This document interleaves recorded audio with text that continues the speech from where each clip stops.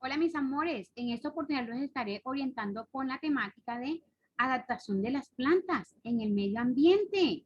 Bienvenidos.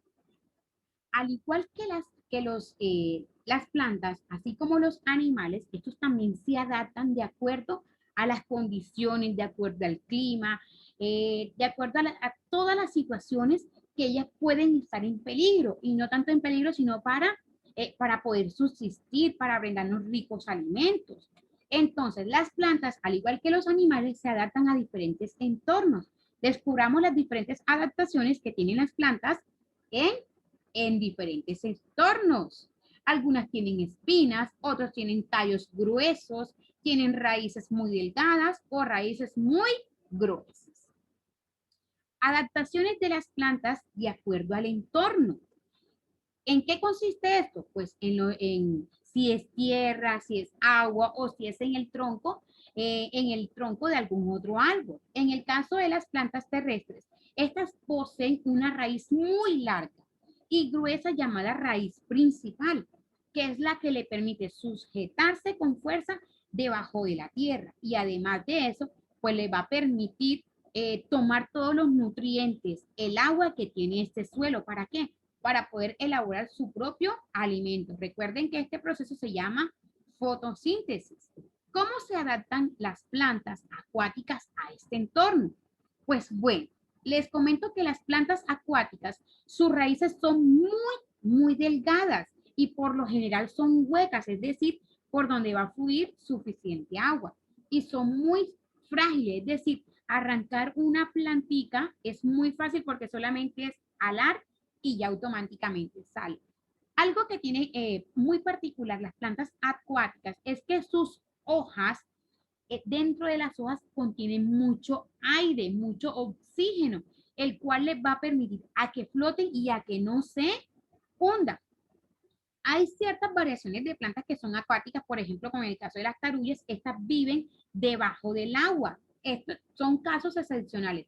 Pero, por ejemplo, estas plantitas acuáticas, que son las que flotan, es porque sus hojas están llenas de oxígeno, de aire, la cual le va a permitir a que no se hundan, sino que permanezcan sobre el agua. Entonces, miren, observemos cómo son las raíces de frágiles, parece que fueran muchos pelitos, pero no, son las raíces que son muy delgaditas. Y miren cómo esta plantita está flotando. ¿Por qué? Porque sus hojas contienen aire que no les va a permitir hundirse.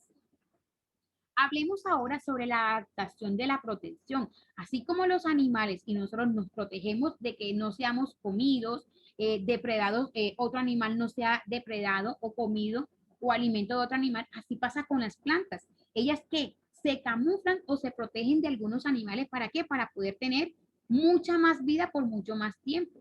En el caso de las rosas, estas poseen unas espinas muy filosas que les sirve como mecanismo de protección de los animales. Por ejemplo, si viene un oso y se va a comer esa rosa, él va a abrir la boca, pero ¿qué pasa? Que su piel va a tener contacto con estas espinas y ¿qué va a hacer? Va a generar rechazo hacia él y él no se la va a comer. O si se la come, se la va a comer con todas esas espinas y se va a tragar toda esa espina por su garganta.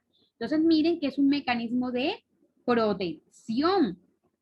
Por eso las personas que cultivan este tipo de rosas hay que sujetarlas con, ¿qué? Con guantes. ¿Por qué? Porque esto es un mecanismo de defensa, de protección que adquieren estas rosas. Y hay muchas más plantas que también tienen que son muy espinosas. En el caso de, ahorita se me olvida el nombre de esa plantica, de la sábila. La sábila tiene muchas pullitas. Otro ejemplo de adaptación de protección es que las plantas también se camuflan. Es decir, las plantas para no ser comidas por otro animal, ellas se esconden. Ese es el camuflaje, esconderse. En el caso de la dormidera, esta presenta un mecanismo de camuflaje en donde esconde sus hojas, solamente esconde sus hojas al momento de sentir movimiento. Observemos esta primera imagen. Quiero que observemos muy detenidamente esta imagen. Vemos una matica, una plantica dormidera, que sus hojitas están abiertas, pero al momento de tener contacto, ya sea con una piedra, con un animal o con el contacto de nosotros las personas, ¿qué van a hacer? Ellas, esas hojas se van a recoger. ¿Y qué pasa? Que en la parte de abajo de esas hojitas hay unas espinas.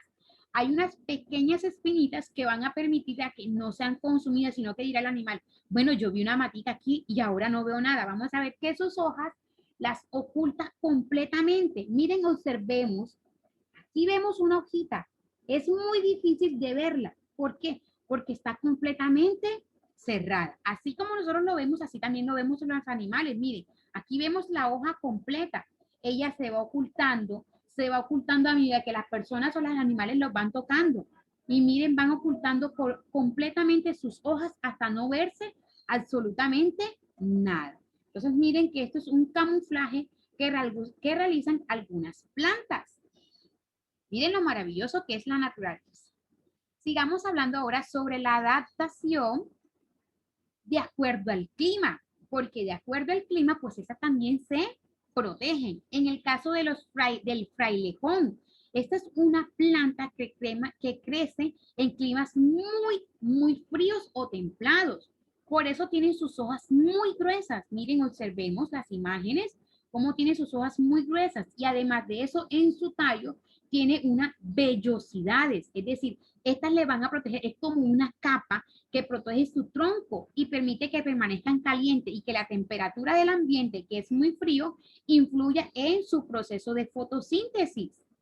Los frailejones son muy importantes para el medio ambiente. ¿Por qué? Porque gracias a ellas se producen, son los nacimientos de yacimientos de agua dulce, agua para nuestro consumo humano.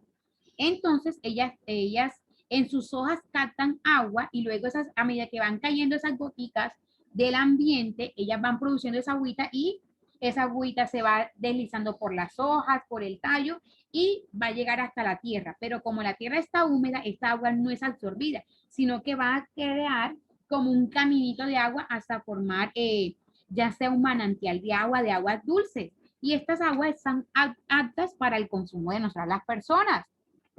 Entonces miren cómo este frailejón, esta plantita, se adapta a climas fríos. Y miren cómo ella misma crea esa vellosidad. ¿Para qué? Para protegerse del clima muy frío. Caso lo contrario pasa con el cactus. El cactus posee en su tallo, en todas sus plantas, posee agua. ¿Para qué? Para poder soportar altas temperaturas. En los desiertos es donde vemos estos cactus, demoran mucho tiempo, meses, años sin llover. Entonces, ¿qué hace? Gracias a la conformación de cada una de sus plantas, ya sea el tallo, va a obtener mucha agua, la cual va a ir proporcionando poquito a poquito. ¿Para qué? Durante todo este tiempo que no hay lluvias. Ojo, el cactus no tiene hojas.